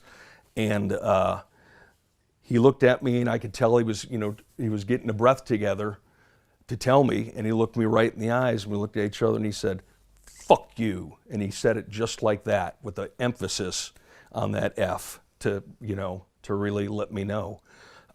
That's how he felt. Yeah, that's what he said. And then he slips into a coma. Yeah, because first thing, he couldn't breathe. So I don't know how you could say, go fuck you or fuck you when you can't breathe. You understand what I'm saying between you and I? A lot of people like to latch themselves on to something that happened to Tupac, one way or the other. I heard people say that when they went to the hospital, he talked to me. He said something. No. He had a thing down his throat. He had staples, plugs, everything all over his body. He ain't said jack to you. So the whole thing with Pac's final words being fuck the police, you don't think actually happened? Yeah, I don't. But who knows? It could have, but I don't think so, between you and I. Okay, so you that came out 20 years later, if you remember. Yeah. Well, you show up to the hospital. Pac is on breathing tubes. He had lost a lung. They shot off his finger, I think. Mm-hmm. And he's not conscious. No. He's basically being held, you know, he's being kept alive by the machines. Yeah, induced coma. Induced coma. Yes, metal staples here, just everything. He looked bad. Afeni was in the room? No, not with me. I went Okay. by myself. So you were just in the room by yourself. And I sat there for some time. The doctor said that he can hear you. He won't answer, but he can hear you. And sometimes we let people talk to people who are in induced coma. Sometimes it helps them stimulate their brains. Did you feel at that point that it was over for Pac? No, never. Huh. Never. He was just that tough, bro. He took 5 in New York. This was only 4. Seeing him alive, I just knew he would come out of it. I just knew he would come, especially after days went by. We have 1, 2, 3, 4 days. 5th day, that's the danger day. You think he gonna make it. 6th day, he died. He's in this situation, and there's death threats that are being made to the hospital and so forth. Told to us by Suge Knight. Huh. You understand what I'm So you saying? think Suge was behind those alleged death threats? I think when someone is willing to take their business somewhere else, someone take their millions and millions of dollars somewhere else, I think anything's possible, brother, between you and I. If you think I trust Suge Knight, no. I'll tell you that here. Well, at one point, Afeni makes the decision to take Tupac off of life support. I was at the hotel, yeah. Listen, I had to make the decision to take my dad off life You did? support. Yeah, my dad had Parkinson's, That's a tough one. and he was having problems breathing, so every so often his throat would collapse. Yeah. And they would Oh, have my to put a goodness. breathing tube in him. And this kept happening over and over again. And I remember me and his doctor, and my mother was basically not acting in his, in his best, situation. So I had to take over his care. And after, he would go into a coma, breathing tube, they take it out, he'd regain consciousness. And at one point, me and the doctor had a conversation, and we said, if he has to have a breathing tube again, we should do a do not resuscitate. I agreed, and then a couple of days later, it actually happened, and it still hurts me to this day because I had to make the decision to essentially kill my father. Right. To make that choice. make that choice, and it bothers me, and I'm sure it was a very hard choice for Afeni. I'm sure it was. I don't think that she wanted her son to die I don't before think so either. I didn't. if he had some life left. Huh? I don't think she wanted Pac to die if he really had a chance of living. But you said you wouldn't have done it. No, I would not. You would have kept him on a machine. For a little while longer, yes, I would. When you did hear the news that he passed away, how'd you feel? Like shit. I was at a red light. Should have never left the hospital. And I was stunned because I just thought he would come through. People started blowing at me and making noise behind me. I had to pull over to the side. Tear came down my eyes, and then I was in a state of shock for a little while. Then I went to the hospital. As Tupac fans, I never met Pac, but I remember I was living in the Bay Area when this happened, and this is where he was from. Everyone just thought, okay, he'd gotten shot before, he's got shot Exactly. again. He'll make a song about it, Exactly. he'll diss the shooters, and, he'll have a #1 album, and that'll be just another chapter in Tupac's Everybody said chaotic that, story. brother. You're right. That was a lot of Nobody people. really thought he would die. No one. So when he died, it was like, oh my God, he actually died from his injuries. Over that, supposedly. Yeah. Over whatever. The people think. It later came out it was a medallion, a beating. I think it might have been a little bit more, but I'm not going to say. Well, you said that you don't think that Orlando directly, responded that I think night? he was the patsy. There's a difference, bro. He was the patsy. I believe that. I've heard you say several times and just cut people short that you thought it was Orlando. I've I always know. thought it was Orlando. I heard it was Orlando before I interviewed Keffe D. Well, you thought it was Orlando after you interviewed Greg Kading. Well, no, what I'm telling you is years ago, before VladTV was even launched, I was hanging out with a Crip that knew Orlando, and he told me flat out, it's Orlando. I know him, and he But broke rumors it down. start, bro. Rumors get He going. said this is standard procedure for these types of situations. He's like, if someone beats you up, I would get my gun, I go shoot at him. This is what we do. I can't argue one way or the other. Yeah. I'm just telling you my personal No, I opinion. mean, listen, at this point, Well, we'll get to that point. But yeah, it was a very, very sad situation. No doubt. No matter who was ultimately Right. behind it, Right. ultimately the outcome was you lost your son. That was a After hard just one. getting reunited with him Exactly. within the last year or so. Yeah.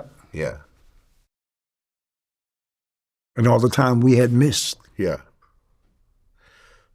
Well, Tupac was cremated, but you were not invited. Did that bother you? Yes, of course it did. That's when it hit me. There's something going on here. Nobody cremates somebody the very next day. Oh, that's what happened. The very next Very day. next day. I guess some people say she didn't want the DNA to be connected to me. But we had already done that prior, so you already knew I was his father. Maybe you thought that would pass and nobody would know. Well, I remember I interviewed the Outlaws, and there was a line in one of Tupac's songs where he said, "When I die, I want the Outlaws to smoke my ashes." I heard that, so yeah. They And said they did. They actually smoked his Yeah, ashes. they said they did. After Tupac died, the outlaw smoked his ashes. Is that true? Yeah, it's definitely true. You know, I think it was the night of his had a little memorial for him, you know, with his mom, his family and shit. And we had hit the beach and you know, threw a lot of shit he liked in the beach. You know, some weeds, some chicken wings, you know, he loved orange soda, all that kind of shit. Chicken wings in the ocean. Yeah, you know, Pac loved that kind of shit. So, you know, we was just giving him our own, you know, farewell. And that night, you know, I forgot which one of us came up with it. You know, they had his ashes and shit. And you Pac know, came up with that shit. If you listen to Possibly, Black yeah. Jesus, he said, "Last wishes, nigga, smoke my ashes." no You know doubt. what I mean? So that was a request. How do you feel about that? What a waste. I think there should have been a monument, a place that people can go to see his gravesite, his monument. Yeah. Elvis got one. A lot of people got one. This guy's too big just to burn him up, let these guys smoke his ashes, and throw the rest in the ocean. I think he needs more Yeah. of a monument to represent his magnificent. Well, he has the Tupac Center and his statue and so It's forth. gone. Oh, that's Been gone? closed, yeah. Oh. For 5 years. This is gone. Oh, I didn't know that. Okay. Bankrupt. Okay. So I sold both. No, I ain't gonna say that. Well, Tupac didn't have a will. No, he did not have a will. So when he died, he had no children. None. So everything went to his mother. But when Tupac died, his death certificate listed his father as deceased. Once again. Again. So that's His birth certificate was deceased. And you know who His it was. death certificate is the Exactly. father's deceased. Exactly. And So go ahead. I'm sorry. no, so 2 times now. You committed this fraudulent perjury. That's what it was. But I really didn't grasp the true meaning of that until later, Yeah. because I think I could have used that in court, that it was a fraudulent. In the probate thing, you put that the father was dead. Now, you said that all up until we got together when he got shot the first time, that he doesn't have a father. We get together. I'm visiting him in Dannemora as many times as you. We're talking. You recognize I'm the father. The minute he dies, I am no longer the Yeah, father. you're dead now. Dead. Yeah. So then it hits me, well, maybe it's about the money. It broke my heart because then again, like I said, I respected her. Well, you end up suing the estate. Had to. If nothing else, to show that I was alive. Okay, and at the start of the lawsuit, Afeni wanted you to take a DNA test. Well, how do you take a DNA test if Tupac was cremated? Maybe they had something left. I have no idea, my brother. I have no idea. Okay. This happened during the trial. Her lawyer, I guess it was just a delaying tactic. Right. 99.99. Yeah, it came back positive. You are the father. Well, you are the father. In the words of Jerry Springer. You are the father. Okay, you actually brought some photos. Mm-hmm. Can we take a look at them? Yeah, a couple of photos. This one here is of Tupac and my mother, Eloise, the one who died from abortion. It's like the same person. Exactly. Exactly. Same nose, same eyes, same smile. This is his sister, Takira Allen. She wrote 20 books. That's his wife. Okay. This is us in Dannemora. You see his hand around me? Yeah. Acceptance. So who are all the people in the photo? That's my wife at the time. Uh-huh. And that's his wife at the time. Oh, that's Keisha. Right. This is same thing, different day. Right. And this one, we were both young, so I just side by Photoshop it. Yeah. Okay, about same age. Yeah. Got it. Hey, And where that's you a going? letter that he wrote to. This is a letter that Pac wrote to his uncle, Uncle Brock, my brother, 2 years up. Yeah. Born on the same day, but 2 years apart. Got it. Tell me how my dad does that shit. How do you Oh, bring wait, your brother is. born on the same day, August 5th, 2 years apart? Exactly. That's crazy. Like the sailor who comes to town. It's the same woman. I don't get it. But see, my issue was one look at us. When I'm different now, but when I was 25, he looked just like I mean, you guys still look alike, honestly. Yeah. Like, I remember when I first saw the video of you, I'm like, oh. But I remember at the time when I first saw it, people were saying, oh, he's dead. I know that. You know what I'm I saying? got that. Like, yeah. Del Rey told me that. Yeah. He said I thought I was dead. A lot of people thought you were dead. Yeah. Okay, so you sue the Tupac estate. I'm a parent. Yes. Nobody left but her and me. Ultimately, it went to court. Yes, it did. So were they offering to settle? Yeah. How much are they offering? Well, I got a mail, but that ain't don't matter. You end up getting a mill, but you got a jury judgment. No jury. Oh, just the judge. Judge. So the judge sided with We you. were appealing the verdict. The verdict came back because not only in California, it just passed a new law the year before. Not only do you have to prove you're a parent, now you have to prove that you supported the child in his life. Okay. And of course, with all the circumstances, me being away, you moving, Baltimore, Oakland, me moving around, that couldn't be established. So Got the it. judge ruled against me.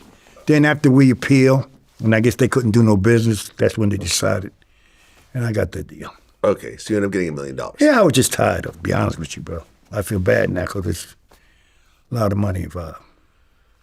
Well, Afeni publicly bashed you. She called you a sperm donor. Why would you call the father of the #1 rapper in the world a sperm donor? Why would you degrade him that way? Now, whether you like me or dislike me, that wasn't your prerogative. You would say to Tupac, that's your dad. He abandoned you. He's a no good, dirty motherfucker. But that's him. Then you let him come over and decide whether he wants to interact with me. You don't make that decision for him. I hate to disparage her, but I'm not trying to put her down or anything, but Did It you and wasn't right. Afeni have any sort of relationship after that, or was it just at that No, point when we you were done after sued, the it was party. like you got to talk through lawyers and so after the forth? party. After the party and a few visits that I went up and saw her in the Bronx. Okay. Well, 2017, All Eyez on Me movie was released. Did you ever watch it? Yeah, What'd you think? I barely take it. I saw it. Not the best film. What? Not the best film. Oh, I thought you. I'm sorry. I heard one word. I thought it was. I thought you was going to say that was the best film. No. And It was the not. It interview was would've not a been over. best film. Well, P. I feel that John Singleton should have done the film, Or Antoine Fuqua. or Antoine Fuqua. Exactly. That's a great That would have actually been another great you. one. But they got Benny Boom, which really Let's see could that. not pull it off. You didn't give any reference to what made him the way he was. What made him believe what he believed. Right. Well, the reason why Singleton was kicked off the project was he had a prison rape scene in the film. Yeah. That never happened. I heard tell, but that never happened. I heard the reason people kept believing because Afeni kept interfering. Well, yeah, there was a prison rape scene. There was also a lesbian scene with Afeni. And there was a phone call that Suge is having in jail where he kind of co-signed both of those things, which created a lot of chaos around the story. But then Suge generally creates a lot of chaos. Yes, he does. So That's what he does. You That's guys- what bothered me with. you have to take it for what it's worth. But yeah, not the greatest film. Oh, terrible. brother. And I think they try to kind of bite off too much of the story. I feel like if they had maybe focused on a year or two of his life, it actually could have been a great film. And I think they'll probably make another Tupac film. I hope somebody does with some class and knows how to do Yeah. it. But all they did was show The outburst, the anger, the everything that made them papers they showed. Yeah. Him screaming and hollering all the time. Not the mellow Tupac that really he is when you talk to him. The funny, humorous guy that he is. The guy who cares for his people. They didn't show none of that. They just had him like some wild Mandarin fool who just constantly was loud. I seen it once, and I can't stand to see it again. Never again. Well, a year before the movie was released, Afeni dies.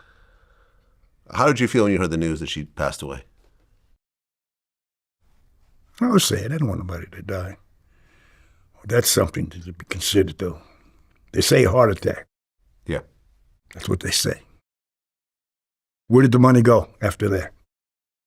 Well, after she died, she, in her will, she assigned the running of the estate to Tom Wally, who was one of the co-founders of Interscope Records. He was the one that actually signed Tupac. I know. So they say. And from what I understand, he didn't actually even want to run the estate, but Afeni personally asked him to do it, and he agreed. In 2022, Tupac's sister actually sued the estate and accused Tom Wally of stealing money. And you said, I don't understand how Tupac's estate ended up being in the hands of a Caucasian man. Yes. But could it be that this guy actually was going to do the best job? Because he doesn't own the estate. But he hasn't. He runs the estate. He hasn't. What has he done? What has he done? What has he done that would reflect the intentions and feelings of Tupac? Well, Make commercials with cars driving on the beach? I mean, come on, let's be honest with you. He's beating the family. He's not giving them the right amount of money they should be getting. Well, I mean, I can't say this, and I looked into this whole situation. The way the will is set up, anyone who challenges Afeni's wishes when it comes to the way the estate is run is actually going to be kicked out of the Tupac estate. So Tupac's sister suing the estate is risking her actually being not part of the estate. And this is based on a document that mysteriously appeared in Tom Wally's office after she died. I'm just saying, I'm bro. not sure about the details. Yeah, me either. I'm not sure about the details. But I can tell you this. Tupac's sister has been financially taken care of by Tupac and his estate her entire adult life. Yes, I agree. He was taking care of everybody. Yes. About 31 people. Right. Family and friends, distant family and friends. Yeah. But that doesn't mean that they are getting the due amount that they should be getting. Well, I mean, when he died, I think you mentioned this, he only had about $200,000 in his account. That's because Suge had the rest. Right. And Afeni had to sue. Yes. Suge died in death row, and ultimately she got the rights back to the music and everything else like that. Some of it, not all. Some of it, not all of it. And she didn't get all his royalties. She didn't get all his royalties. It was like a stalemate. So when you don't have nothing, you end up taking maybe a little less just to get satisfied and you move on. I mean, but ultimately, you can't deny that a lot of people were financially supported from Tupac far after his death. Big a lot time. of people. A lot of people, brother. A lot of people. Nobody got jobs after Tupac died. No, they did not. Which is yeah, crazy. Well, in April of last year, the Dear Mama docuseries was released. Mm-hmm. And I interviewed Alan Hughes about this. I saw that. Yeah. And thank you, brother, for what you said. I appreciate it. What did I say? You said I could see why he could be a little slighted, the way you cut him off when he was talking. Yeah, the way he edited it when you were describing why you weren't in Tupac's life, it was purposely kind of... Exactly. The audio sort of cut out. Like that basically was like blah, blah, blah, blah, blah. Who cares? And I remember there was the scene where he talked about why he wasn't around. And artistically, you sort of kind of let him just sort of phase out with his words. I saw what you did artistically, but I could see from his point of view, it was probably not very flattering. Yeah, I mean, I guess so. And I'm sorry to hear he feels that way because, you know, it's like, what are we gonna do? Hang around and let him say? I think that when he says, "Listen, me and your mother, like this was going down and that was going down," because here's what I learned about the scenario. To Billy's point, to the family's point, to Afeni's point, like if we really want to get in there. Now, listen, I think that what was so dope about Dear Mama was that you had this massive amount of star power in this time. I mean, you had, Eminem, you had Dr. Dre, you had Snoop Dogg, but it was used so sparingly. Just a few seconds here, a few seconds there, so you could focus on who the real players were as opposed to who the stars were. Right. Yeah. And also getting back to the thing about, and again, it hurts my heart that Billy Garland feels that if I slighted him, that, or that was not the intent. The movie's called Dear Mama. And I'll tell you what happened in the process. There were a lot of stories, a lot of things, which especially you, Vlad, know, that we could have gone off in this and could have gone. With Tupac, you can go off into all kinds of shit. Yeah. And we did initially. And then we had in the cutting room to go, no, what is this film about? If it doesn't have to do with Tupac and Afeni's connection to each other and how it dovetails back, whatever story it is, back to how it affects one another, then it doesn't matter to me. And so it hurts me to hear that Mr. Garland feels that way, but also the movie's not about him and Tupac. Yeah. And it's not about him and Afeni either. It's about the effect of that dynamic, Yeah. And that was it. And I knew, as a filmmaker myself, You could do that. I know what he did. Right. And I told him about it. I thought it was actually You did tell him about it. I did tell him about it. I appreciate that. Thank you, brother. No problem. I did think it was a very well put together piece, though. It was decent. I love the way that he took Tupac's vocals and put them under kind of sparse instrumentals to really accent what Pac was saying by taking away some of the music and just leaving his words with just a little bit of aura. But with a few things that didn't make sense, brother. One, you question whether he's bipolar. Two, you have somebody say that he got shot in the nuts, which he did not. I saw his nuts. I told you, he displayed them to me at Jasmine Guy's apartment. He said, Pop, they didn't shoot me in the nuts. 2 healthy nuts right in front of me. I was like, okay. I'll take your word for it. Yeah. And some other things that had happened. I just can't believe it. But what are you going to do, brother? Everybody got separate opinions. You know what I'm saying? Well, you said that you feel that everyone who did Dear Mama had a personal beef with Tupac. Yeah, that. Some guy had said that he had the Glock. When he pulled it out, he shot himself in the nut. How do you know that? How do you know he's bipolar? A delusional, Snoop Dogg's the gangster, you're not. What are you trying to tear him down? He never really got along with Allen Hughes. And for the life of me, to this day, I don't know why they picked him. Well, the Hughes brothers got jumped at the Spice One video shoot because Tupac ended up leaving the Menace to Society. Right, I remember that. Film project. Right, they sued. Over an argument. Right. So, they did have, they sued him afterwards and so forth. So, He didn't really like the guy, let's be honest. Yeah. I don't care how you put it. It is what it is. He didn't like the guy. Yeah. It is what it is. Yeah. And ultimately, but I do have to say I thought it was a very well together, very well put together project. But I could see how it would bother you because obviously the way I'm looking at it, the way you're looking at it is 2 totally separate lenses. You talk for an hour and that's all you're going to give me? A couple of minutes, yeah.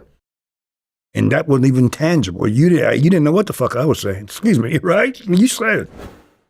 Well, 2019, I do the first sit-down interview with Keffe D. Mm-hmm. Keffe had just released a book. And my interview was based on his book, along with all the other people I spoke to and the other interviews I did around the story. And this was the first time you actually got to see someone who was in the car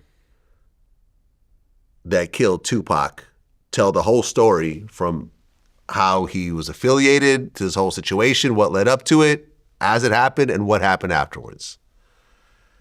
And it was kind of shocking to the whole world to kind of hear this. Did you watch parts of it when it came out? Keffe D? Yeah. No, I don't listen to him. You don't want to listen to it? Bro, if it was that profound, why would they arrest him 27 years later? If he had every detail of this murder, if he had every aspect of knowledge to what happened, what occurred, why would they arrest him 27 years later? Well, I interviewed Greg Kading as well. And he was the one that gave Keffe D the proffer agreement. Yes, he did. You know the backstory of how he got the proffer agreement? No, Okay, I don't. So I'll explain it to you.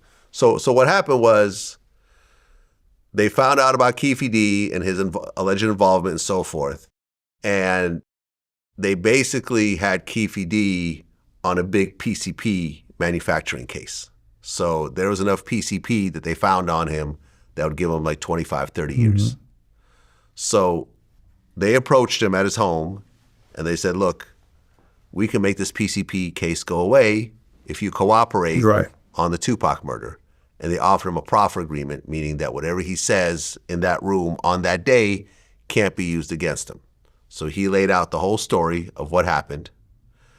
They also made him wear a wire and go out to New York because allegedly the gun they got was from Eric Von Zip, who was an affiliate of Diddy and, knew Diddy's father and so forth. Allegedly. Yeah, Eric Von Zip didn't cooperate with this whole, knew that he was probably wearing a wire, so that never happened and so forth. And ultimately, when Greg Kading retired, he released the audio recordings of Keffe D talking about certain segments. So when I got wind of this, I knew somebody who knew Keffe D. He came in, he did the interview, and we put out the whole story. And Keffe continued to do interviews with other people. Too many. He did Art of Dialogue. He did Camp Capone. He came back and did VladTV again. Right. And, look, my goal was not to put Keffe D in prison. My goal was to get the real story out. But you let him talk, and he put himself in prison. He talked. Too much. Years ended up passing. And then, this was 4 years later, in 2023, Keffe D gets arrested for the murder of Tupac Shakur. When you found out about the arrest, what did you think? About time. It took so long. Did it bring any sort of closure in your mind? No, none whatsoever. None whatsoever. You just bring closure and identifying the patsies who were involved, as far as I'm concerned. And I don't really want to get into detail of what I believe.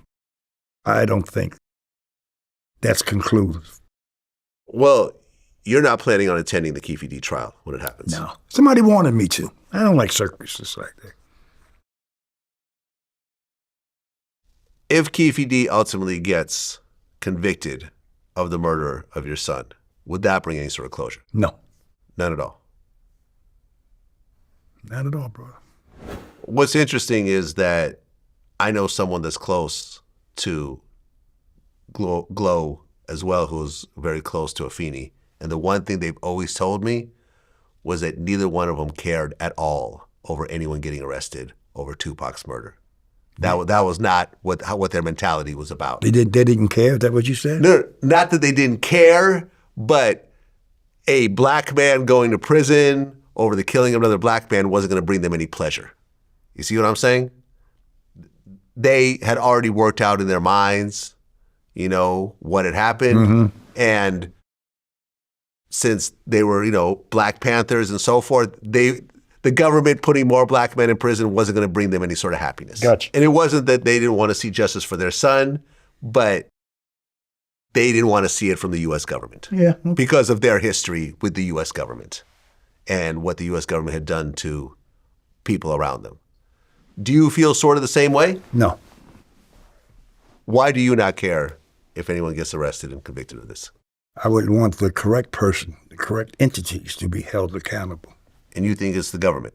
Not just the government. I think there's different aspects. I don't really want to get into it, but you got closure. You could pick multiple choices. It went from Keffe D. It went from Orlando Keffe D, possibly Suge Knight, Death Row, since he was leaving them. Some people say, now Diddy. How many are there, bro? How many? Well, Tupac's family is actually potentially looking to sue Diddy over the death Join the line. Tupac. There's a lot of people suing Yeah, Diddy. I personally don't think that's going to fly. I don't either, my brother. Yeah. I really just don't. I just, you're talking about 25 years Yeah, ago, exactly. trying to prove a phone call, trying to. And you have no legitimate proof. There's no You legitimate have proof. the word of a convicted criminal, Keffe D. Keffe D claims that after the shooting, Diddy called him and said, "Was that us?" Yeah, but Keffe D gets more credit than what he should. Well, Keffe D ended up getting beat up in jail by the cops. Yeah, no, it doesn't Yeah, surprise me. he's planning on suing. You know, I mean, look, Yeah. you're looking at a 60-something-year-old man who has cancer. From what I understand, there was a situation in his jail cell where he had multiple mattresses on his, in his bed, which most jails kind of don't care. Just go ahead, an extra mattress, who cares? But, if you mess with, the police in jail, they're going to mess with you back. So they went in his room and they, were taking the second mattress back. He got upset. That's what happened? Okay. An argument ensued and he ended up getting beat up by the cops. All right. I know. I don't think anyone's got a lot of sympathy for this I can situation. give a fuck. Yeah, I don't exactly. give a fuck. I don't think anyone really gives I a don't fuck. give a fuck about him. So if he gets convicted, because at his age and the severity of this crime, it's going to be life in prison. Yeah. He's going to die in prison if he takes a plea deal or he gets convicted. Yep. The only way he can walk away is if he beats it in trial. And look, at one point he tried to claim he wasn't even in Las Vegas, but they actually found proof that he was there under his wife's name and so forth. I personally believe the Keffe D story. Ultimately, I can see why you wouldn't, but every piece that I've ever put together and all the different interviews, they've all fit together. Yeah. I can't debate it, brother. I'm not going to debate it with you. Yeah. It's a moot point as far as I'm concerned. Right. Because nobody will ever be brought to justice, whoever did. Yeah. Look, obviously it hits you harder than anybody else. I got a daughter passed last year. You had 6 kids at one point. Yeah. And you This have is 4. my oldest daughter. Yeah. She died from a heart attack. That hurts me. Wow. How old was she? 49. That's not old. She was the executive producer of General Hospital out there in Los Angeles. Oh, wow. Yeah. I'm sorry for your loss, man. Yeah. That's a rough. I'm sorry for your loss, man. Oh, And of course, Suge Knight now has a podcast and he brings a lot of chaos and I misinformation. wouldn't listen to anything he actually says. said free key. When you heard Suge Knight said free Keffe D, what'd you think? I don't listen to him, bro. Yeah. He's a lying scoundrel, motherfucker. To be honest with you, I hope to get it on tape. I don't really give a shit. Got my son out there involved in this stupid shit. He didn't need that for his life.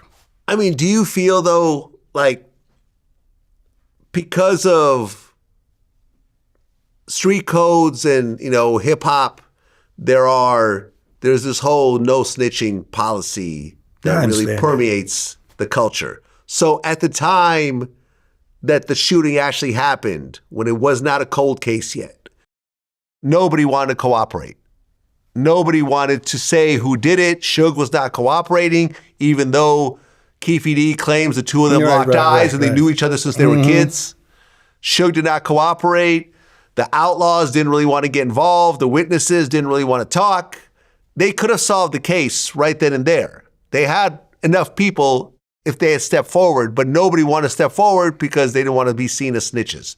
Do you feel this ultimately hurts people and the legal system, or do you feel like, as a former Black Panther, fuck the legal system, we'll handle it ourselves? I can't call it, brother. And I'm not going, in terms of their way of thinking and my evaluation of that. I can't call it. I'm sorry.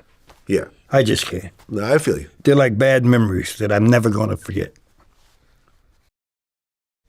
Well, man, I'm sorry for your loss. I really am. And Tupac has been, a strong part of my career. I've really probably done more Tupac-related interviews than anybody. A lot of people do. Art of Dialogue, everybody. Yeah, no, a lot of people. A lot of people making money off my son.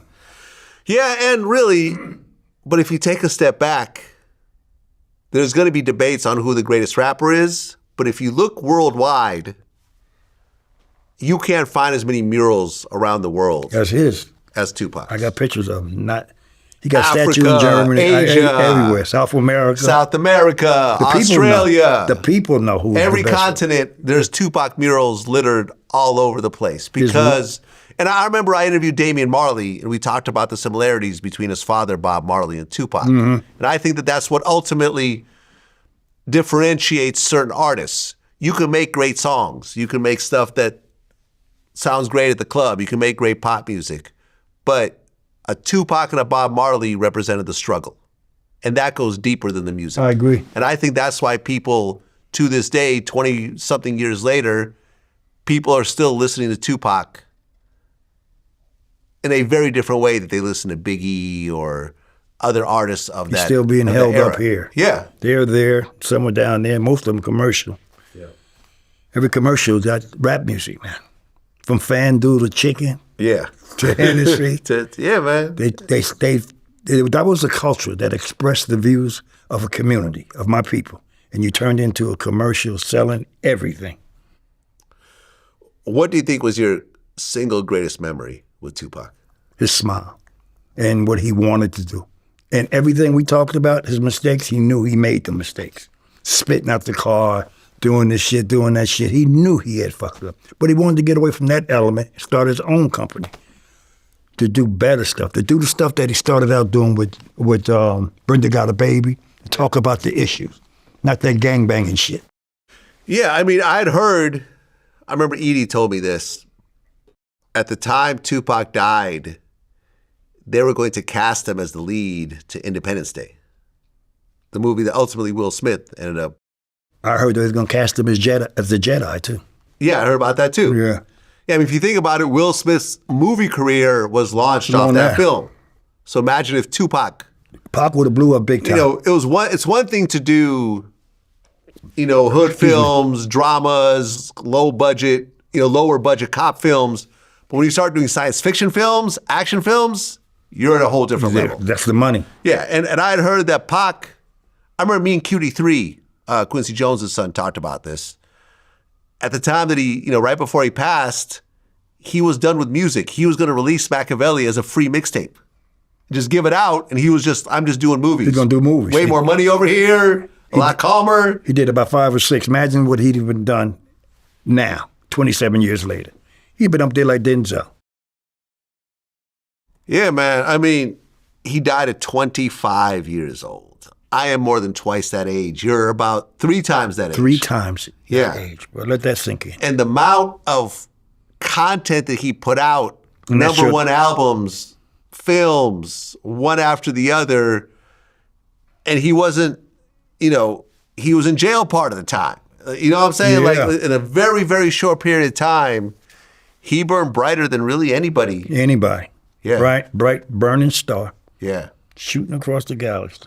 And people, 2024, people are still talking about him to this The day. greatest, brother. And I'm just so proud to be his father. Yeah. But I'm so sad to be his father. It's a dual thing. I'm sad because Yeah. I hear him every day. I turn on my TV. There's a movie, a joke, a video or something about Tupac every freaking day. I walk down the street, I see people with the T-shirts on. Tupac. So I know he's loved, and that makes me feel great. I feel very, very good about that. But then I remember my son's gone. So you just say, well, you'd rather have had him regular Tupac? How could I have that when he's already become this, like the murals all over the world? Yeah. I'd have been selfish of me to be that way. I just wish I could have had more influence in his life.